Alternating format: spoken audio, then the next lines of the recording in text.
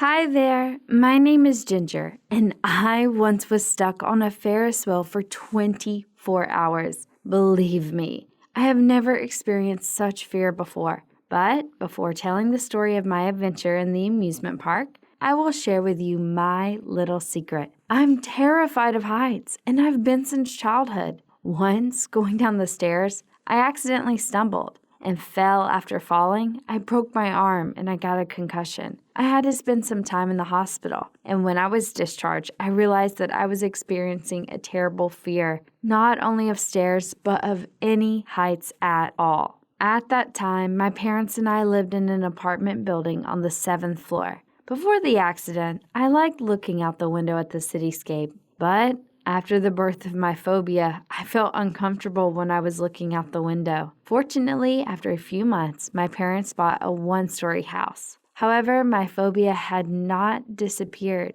I tried to avoid high buildings and come down the stairs carefully so as not to fall off of them again and get injured. Also, I refused many attractions in our park, which my friends loved to have fun on. I had to stand and wait for them. Because of this, I had been feeling left out and strange. I also wanted to ride a Ferris wheel or rush in mountains, but when I looked at their height, I started to feel dizzy. One day, I nevertheless decided to follow the advice of my friend and plucked up the courage to ride the Ferris wheel. The fact was that my friend was terribly afraid of spiders all her life. She overcame her phobia by placing a spider on her arm. At first, she was disgusted and terribly scared, but then she realized that the spider would not do anything to hurt her and that she should not be afraid of it. I thought that maybe I would not be able to overcome my fear too if I was confronted face to face. So, one day, I went to the amusement park, bought a ticket for the Ferris wheel,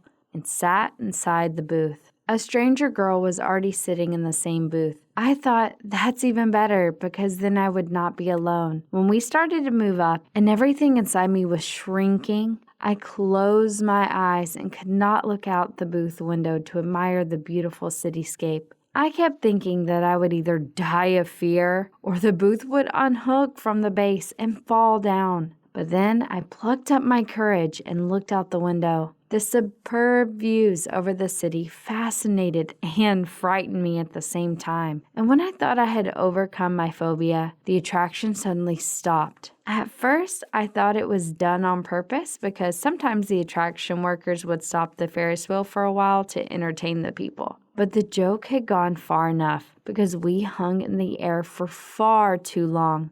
And then I became so scared that I even started feeling dizzy. I started to imagine terrible pictures of how the attraction would begin to fall apart, and I would fall down from a great height. My whole body was shaking, and I did not know what to do. The girl who was sitting opposite and looking at me strangely caused even more discomfort. I was so nervous that I vomited right in the booth. I had never felt so ashamed. But the girl did not laugh at me. Apparently, she understood that I was so scared, and she took my hand and began to calm me down. I didn't feel any better because I kept thinking we were about to crash. At first, the girls started to talk very slowly and only then introduced themselves. Her name was Erica, and she tried to convince me that we would get down soon and everything would be fine. Erica wanted to sit beside me, but as soon as she got up, the booth shook and I started screaming loudly. However, my screams did not stop her.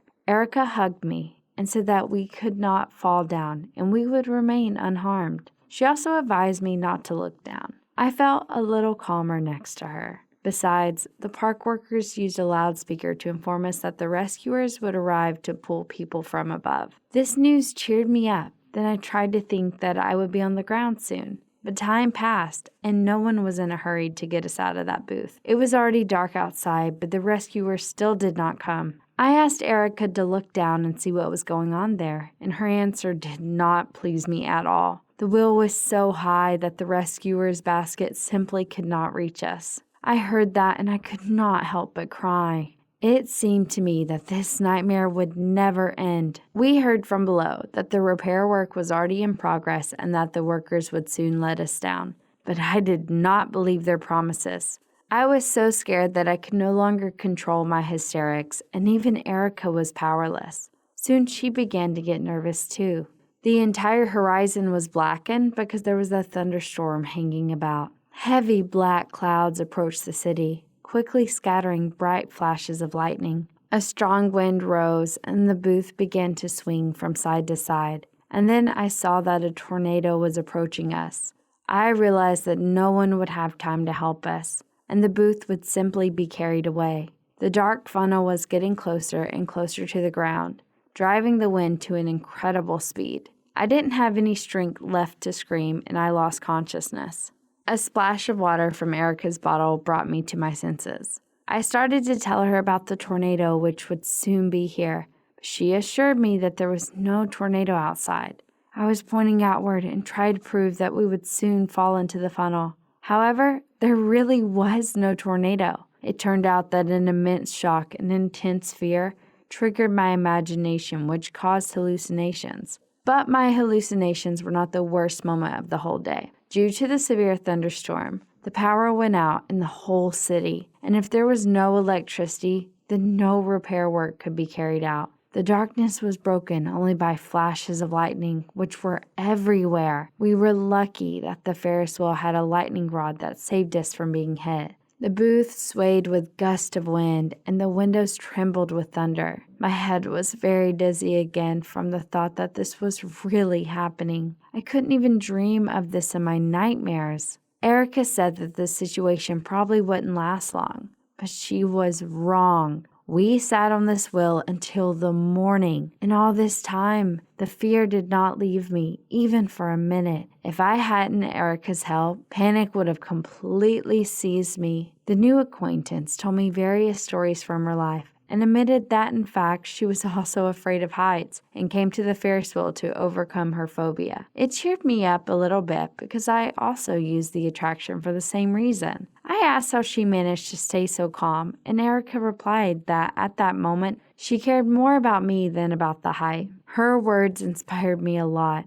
I thanked Erica for supporting me all this time and trying to distract me so that I would not go crazy in this booth. A few hours later, lights around the city turned on and the repair work resumed. Soon the attraction started working again and we were taken down safely. My parents were already there waiting for me. They called me just before the storm and asked why I was at home. It was so late I didn't have time to explain anything to them because I was frightened by the strong thunder and I turned off the phone immediately.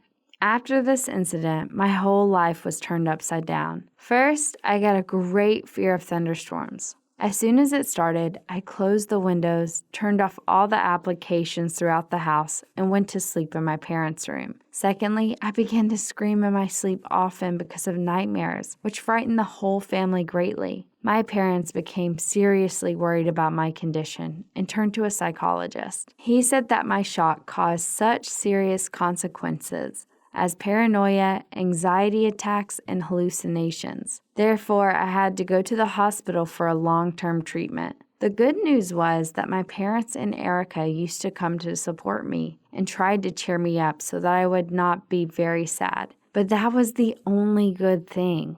A few weeks later, the doctor told us the bad news. He said that after the stress I had experienced, my phobia had developed so strongly that I had to take medications for several years to suppress the occurrence of hallucinations, panic attacks, and fear. He also added that from time to time, I still had to go to the hospital to continue treatment during phases of intensification. This news did not make me happy because I did not think that my unusual fear of heights could result in something so serious.